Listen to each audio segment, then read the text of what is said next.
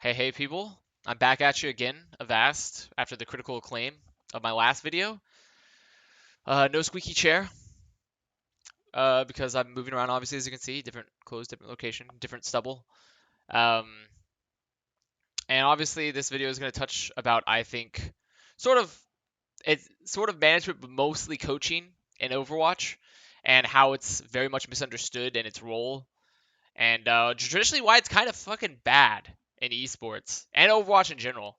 Um, And this has just prompted the Dafran incident, which just happened, which wasn't really directly related to coaching, but Brad, his old coach, who is now the coach of Atlanta, was looking to get and bring him back in after he'd been gone forever, which I already thought was a bad idea personally, but I can understand where you see the potential, and Brad has that personal background with him to see that potential that he may have. But like, and it sort of touches upon these hidden aspects of coaching, which is really the mental part. Now, granted, they're not even in the same location yet to where Brad could be really helping him with his mentality necessarily.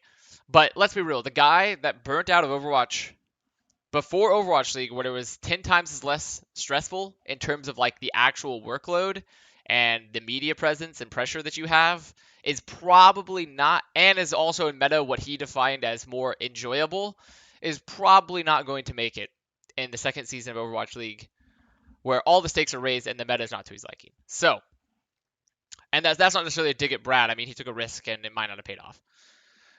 But yeah, we're going to be examining sort of management, a little bit of management in esports and the disconnect, and also the disconnect between the average viewer and what is really important in coaching and what I think is important for coaching from a professional player's perspective and like other professional players' perspectives.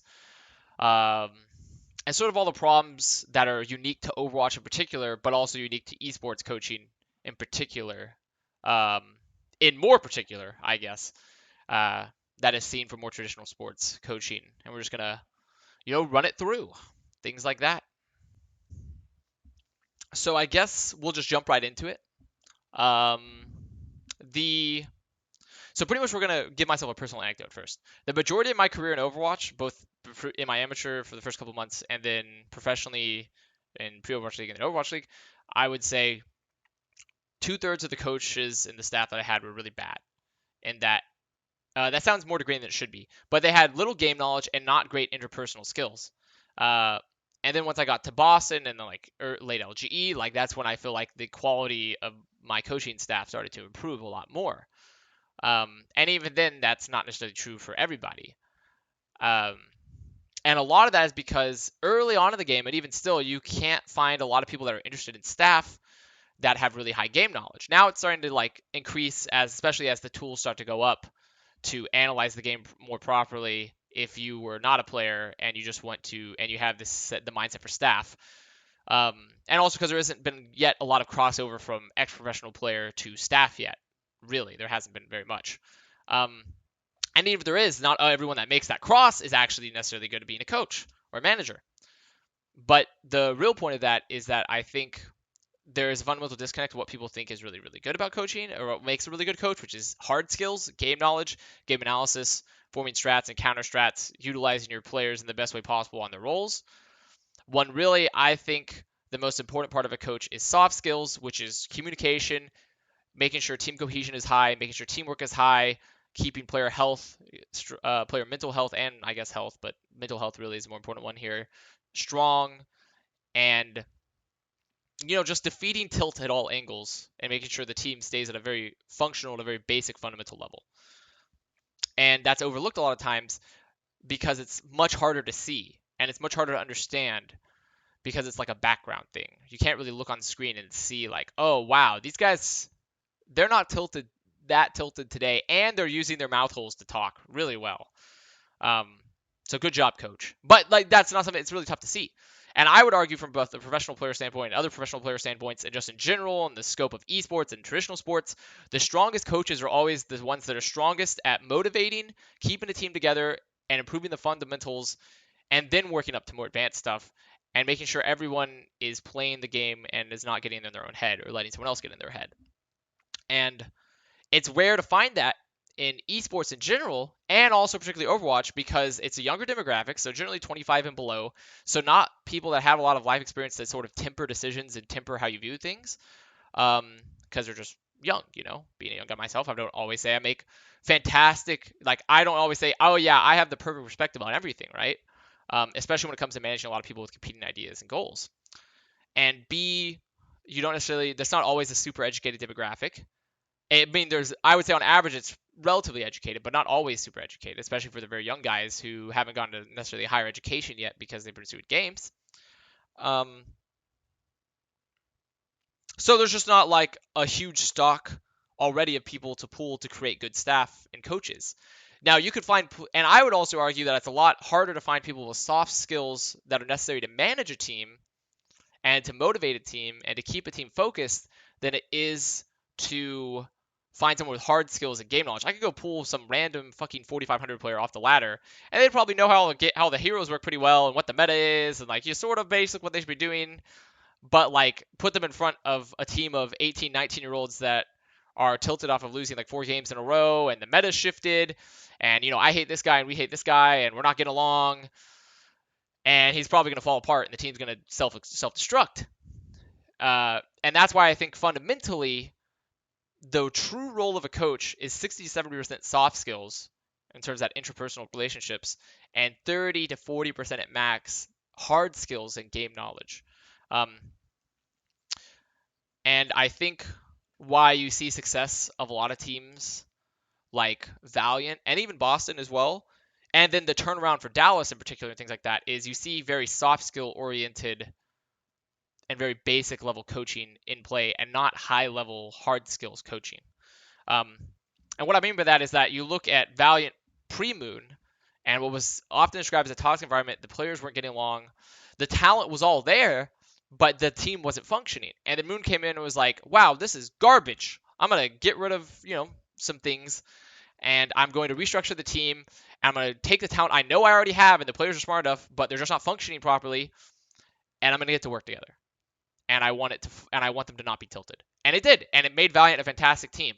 And Boston's stage 3 and pretty much the stage 3 performance, but even the solid stage 1 and 2 was a lot like you take players that were under-recognized and underdeveloped in a lot of ways, like Dream, Note, Striker, and you focus very heavily on the fundamentals, which is team communication, strong mental game, setting plans, setting ult tracks, just solid basic fundamental gameplay, especially Overwatch fundamental gameplay, knowing the ins and outs of your character and what your goal is. And it brought a team to do 10-0 because it was just the perfect meta with an emphasis on fundamentals and letting the players do their roles, and because now they know their role perfectly and know how to best work in their team environment. And then Dallas's turnaround, which is a lot of people attribute Arrow to like, oh wow, the team did so good because Arrow was like, he really brought a lot to the table in terms of like a hard skill or like look how they utilize these strats and these strats. And that's not saying Arrow's not doing that because I definitely think he has pretty solid game knowledge. It's that I think Arrow is a lot stronger in that sort of like Moon, where it was a very dysfunctional system in Dallas. It was a team that had never really had to communicate. It was a team that didn't know the struggles of losing until this season, really, and like consistently losing. And then the meta shifted, which helped them. And he took the structure and he reformatted and tried to work on a very fundamental of Overwatch in terms of communication, teamwork, and player mentality. And that is, like I said, 70% of coaching, especially when you're dealing with really young guys that are the demographic in esports and you're in a high pressure situation. It's all about consistency and mental, your mental fortitude and your, especially in Overwatch, working as a unit rather than high level advanced strategy.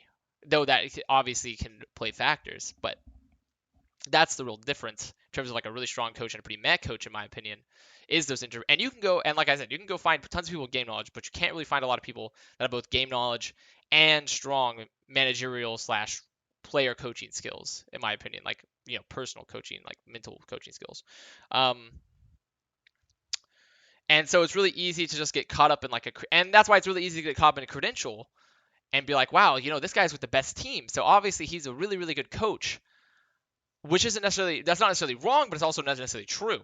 Like, let's look at Wizard. Now, granted, Wizard has a lot, in terms of a lot of pure game knowledge bases, Wizard apparently I've had a lot of good reviews about Wizard, and um, I mean, our team wanted to try him out for coach for LGE before Overwatch League. Uh, but to say that he's like one of the biggest reasons for success over Pavane, or just the fact that their players were so individually talented, I don't know.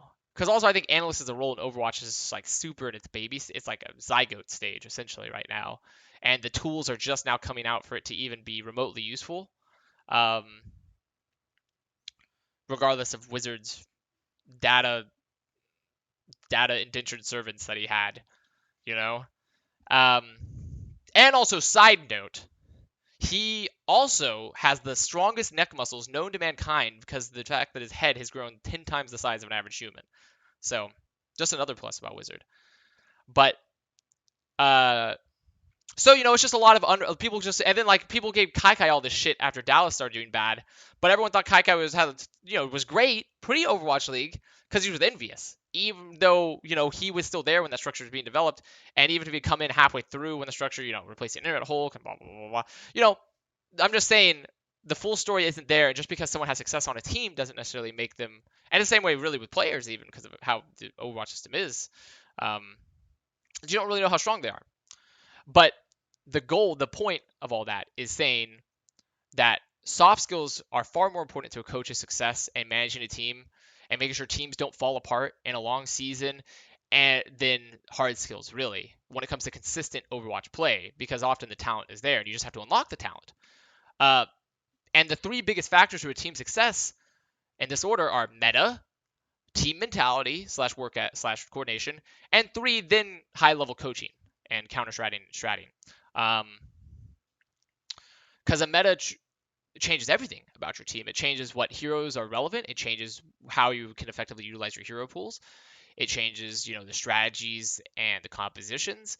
It changes it might even have to change your communication styles necessarily, depending on what heroes are at the focus.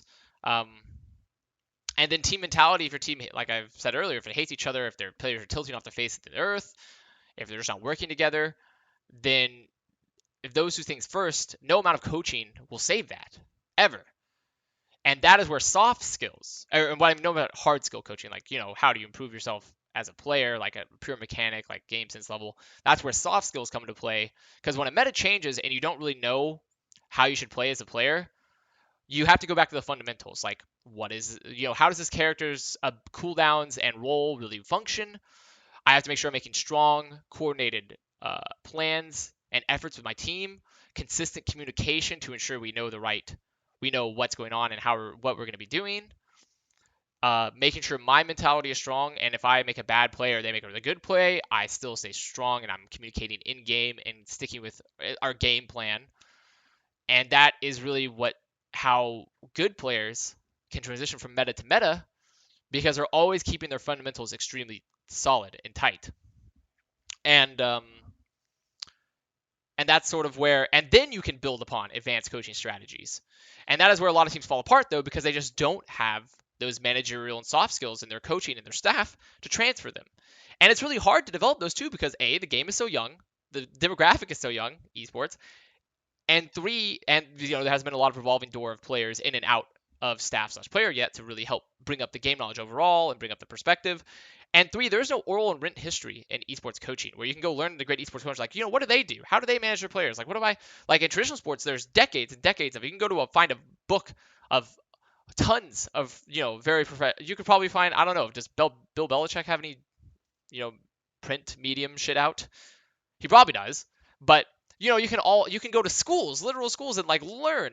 And the average age of these coaches are 40 to 50 years old and have played a long time professionally or been in the system professionally in terms of staff. And they just know how to manage these players a lot better. They have a long history of being able to absorb and, tailor how they want to be, but with very solid foundations in terms of, game theory. And it's just not the same in esports overall. And that is one of the biggest challenges moving forward, I think, both for Overwatch and esports, is how do you involve coaching? And how do you develop the skills that you really want out of staff? So as a final little, I guess, outro, is we're going to do a quick summary here. I think there's been a fundamental disconnect between what people think good coaching is and what a good coach is and what they actually do and what the majority of a coach's job should be in Overwatch League. And it's really just essentially in parallel with traditional sports coaching, where the majority of the job is also managing your players and building strong fundamentals, rather than actual high level game knowledge and high level game strats. In addition, there's a lot that needs to be done to evolve coaching. The demographic needs to get older. The tools still are just now getting there with the match viewer system and actually having demos to look at player point of views. And that will help evolve a lot, both interpersonal conflict and overall game knowledge of staff, and being able to correct mistakes and see what they can do differently in counter strat. And all this is very important because you want to have the best environments for players possible. You want to have the best precedents set for coaching and staff possible. And as staff gets better, your game gets better because teams perform better, scouting gets better, people are more willing to take chances and develop players or scout players that weren't able to be seen, the talent wasn't able to be seen before because maybe the eyes just weren't good enough. The staff just wasn't good enough to recognize if a player's talent was actually there because maybe they didn't have the tools, maybe they just weren't experienced enough. And that will improve everyone's experiences when coaching evolves. And when everyone understands that, and this is for future staff too, that your management of the team is vital and you are a role model and a leader and someone to ensure your team is functioning properly. And it's not just, I'm going to be a VOD bot and tell you guys, wow, you should have switched the comp here. Because more often than not, once you're a player that makes it a level, you can generally figure it out for yourself. Really, you just need a guiding force to keep you strong mentally. And I'm hoping to see a lot more progression in the coaching side come season 2 and beyond.